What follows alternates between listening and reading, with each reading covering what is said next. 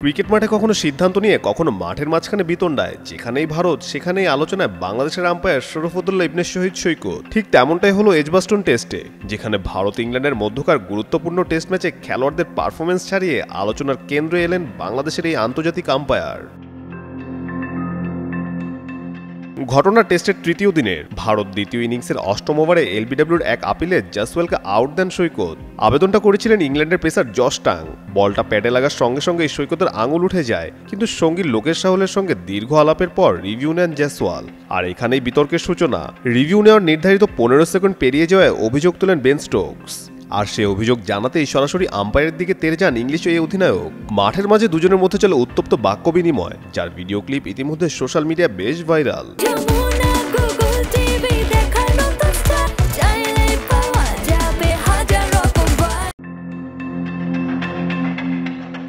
যদিও রিভিউতে দেখা যায় বল স্টাম্পে লাগছিল এবং সৈকতের সিদ্ধান্তই বহাল থাকে, তবে সেটা ভারতের খুব একটা লাভ হয়নি।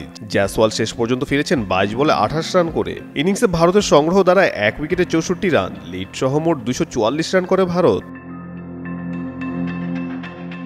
তবে এটাই ছিল না সৈকতের একমাত্র আলোচনার মুহূর্ত। টেস্টের শুরু থেকেই ছিল বিতর্ক। ভারতের প্রথম ইনিংসে জাসওয়াল ও করুণ নায়ারের বিপক্ষে দুইবার এলবিডব্লিউর আবেদন করেন ইংলিশ পেসার ক্রিস ওকস। দুইবারই সৈকত সে আবেদন খারিজ করে দেন। পরে রিভিউ নিলে দেখা যায় বল স্ট্যাম্পে লাগছিল, কিন্তু আম্পায়ার্স কলের কারণে সিদ্ধান্ত বহাল থাকে। বিশেষ করে করুণ নায়ার বলটি ছেড়ে দিয়েছিলেন, তারপরও সেটি প্যাডে লাগায় ওকস কিছুটা ক্ষুব্ধ ছিলেন। যদিও সরাসরি কিছু বলেননি, তবে ম্যাচ শেষে ইঙ্গিত দিয়েছেন এই নিয়ম নিয়ে ভবিষ্যতে নতুন করে ভাবা দরকার। ক্রিকেট মাঠে বিতর্ক নতুন কিছু নয়, কিন্তু টেস্টের মতো ঐতিহ্যবাহী ফরম্যাটে এমন বিতর্ক যখন আম্পায়ারের সিদ্ধান্ত ঘিরে হয়, তাও আবার এক বাংলাদেশির, তখন তার স্বাভাবিকভাবেই আলোচনার তুঙ্গে ওঠে। আর সৈকত, তিনি যেন চুপচাপ থেকেও সব আলো নিজের দিকেই টেনে নিচ্ছেন।